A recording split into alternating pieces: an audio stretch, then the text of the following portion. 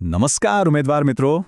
કંડક્ટરની પરીક્ષાનો 100 માર્કનો વિશાળ સિલેબસ જોઈને ક્યારેક થાય કે ભાઈ આટલું બધું એકસાથે કઈ રીતે વંચાશે, રાઈટ? પણ ચિંતા કરવાની જરૂર નથી. આજના આ ખાસ એક્સપ્લેનરમાં આપણે એક અત્યંત અસરકારક અને સ્માર્ટ સ્ટડી પ્લાનનું પોસ્ટમોર્ટમ કરવાના છીએ. જો લક્ષ્ય એકદમ ક્લિયર હોય તો ઉચ્ચ વેટેજવાળા વિષયોને પહેલા કવર કરવાની આ વ્યૂહરચના ખરેખર ગેમ ચેન્જર સાબિત થવાની છે. તો ફટાફટ નજર કરીએ આજના આપણા રોડમેપ પર. શરૂઆત કરીશું સિલેબસને 2 ભાગમાં વહેંચવાની એક શાનદાર સ્ટ્રેટેજીથી.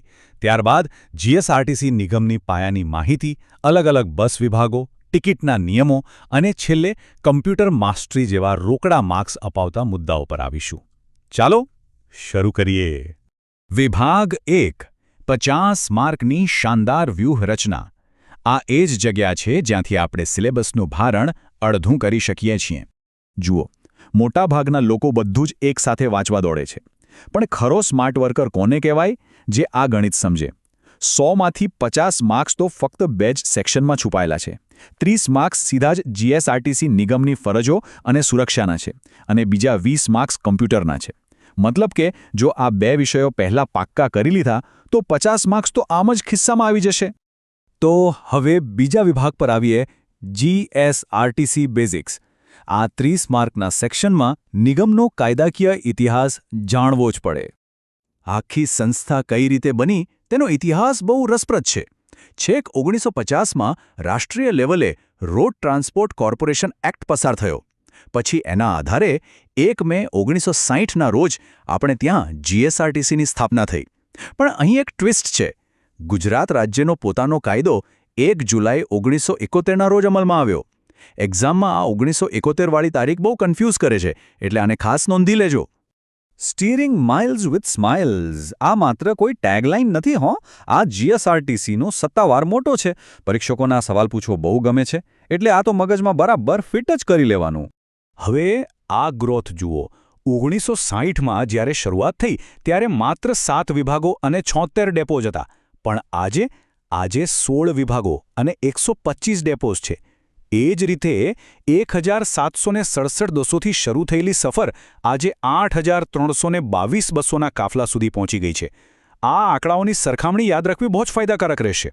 માત્ર એક આંકડો 5. 1971ના કાયદા મુજબ આટલા મોટા નિગમનું સંચાલન કરવા માટે ઓછામાં ઓછા 5 ડિરેક્ટરો હોવા જ જોઈએ. આ એક એવી ઝીણી વિગત છે જે સીધો 1 માર્ક અપાવી શકે છે. ચાલો હવે વિભાગ 3 તરફ આગળ વધીએ. બસ વિભાગોની ઓળખ. કયા ડિવિઝનની બસ કયા નામે ઓળખાય છે તે ફટાફટ જોઈ લઈએ. આ જોડકાઓ પરીક્ષા માટે ફેવરેટ છે.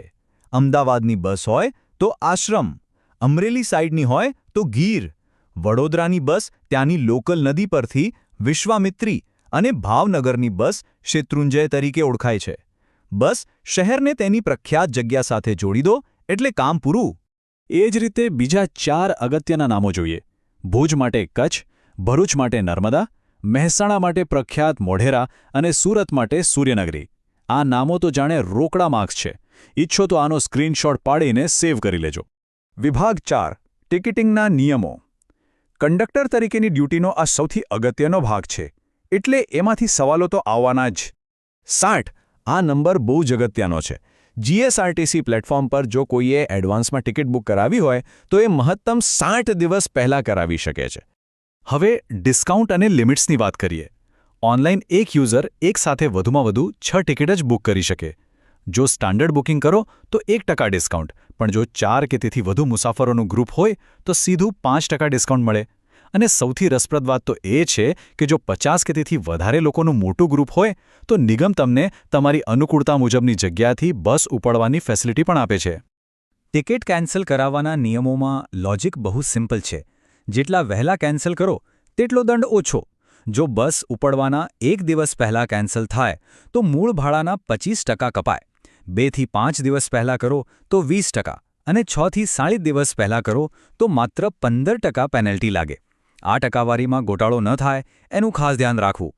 ચાલો હવે આવીએ વિભાગ 5 પર, કમ્પ્યુટર માસ્ટરી. આપણી પેલી 50 માર્કની સ્ટ્રેટેજીનો બીજો મોટો આધારસ્તંભ. આ 20 માર્ક્સ તો જવા જ જોઈએ નહીં. ઓપરેટિંગ સિસ્ટમના આ 2 પ્રકાર વચ્ચેનો તફાવત બહુ વાર પૂછાય છે.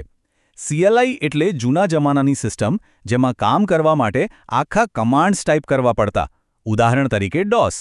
જ્યારે GUI એટલે કે ગ્રાફિકલ યુઝર ઇન્ટરફેસ જે આપણે અત્યારે વાપરીએ છીએ, જેમાં બસ માઉસથી આઇકોન પર ક્લિક કરો એટલે કામ થઈ જાય, જેમ કે વિન્ડોઝ. કમ્પ્યુટર સિલેબસમાં સાયબર સિક્યુરિટી પણ એટલી જ અગત્યની છે, જેમ કે આ સાઇફર. આ એક એવી ટેકનિક છે જે તમારા સાદા લખાણને એવા ફોર્મેટમાં લોક કરી દે છે જેને કોઈ આસાનીથી વાંચી ન શકે. આવી ટર્મ્સ અને વ્યાખ્યાઓ પાક્કી હોવી બહુ જ જરૂરી છે. એ જ રીતે અલ્ગોરિધમ. સિમ્પલ ભાષામાં કહીએ તો કોઈપણ પ્રોબ્લેમ સોલ્વ કરવા માટેની સ્ટેપ બાય સ્ટેપ ગાઈડ એટલે અલ્ગોરિધમ. કમ્પ્યુટર સાયન્સનો આ બેઝ છે અને એક્ઝામ માટે આ હાઈ યીલ્ડ કન્સેપ્ટ છે. અને હા, કમ્પ્યુટરના આવા ઐતિહાસિક તથ્યોને પણ ઇગ્નોર ન કરી શકાય. ARPANET. આ નામ યાદ રાખી લેજો. આને દુનિયાનું સૌથી પહેલું કમ્પ્યુટર નેટવર્ક માનવામાં આવે છે. આ પ્રકારની ટેક્સ્ટ ટ્રિવિયા તમારા 20 માર્ક્સના સ્કોરને મજબૂત બનાવશે. તો આજના આ એક્સપ્લેનરને પૂરું કરતા પહેલા એક સવાલ તમારા વિચારવા માટે. આપણે આગળ ઓછામાં ઓછા ડિરેક્ટરોની વાત કરી હતી, પણ 1971ના એક્ટ મુજબ GSRTC નિગમમાં મહત્તમ એટલે કે વધુમાં વધુ કેટલા ડિરેક્ટરો હોવા જોઈએ? આનો જવાબ શોધો અને તમારી તૈયારીને ધાર કાઢતા રહો. યાદ રાખજો, સાચી અને સ્માર્ટ વ્યૂહરચના જ તમને બીજા ઉમેદવારોથી આગળ લઈ જશે. 50 માર્કવાળી સ્ટ્રેટેજી પર ફોકસ જાળવી રાખજો અને તૈયારી ચાલુ રાખજો.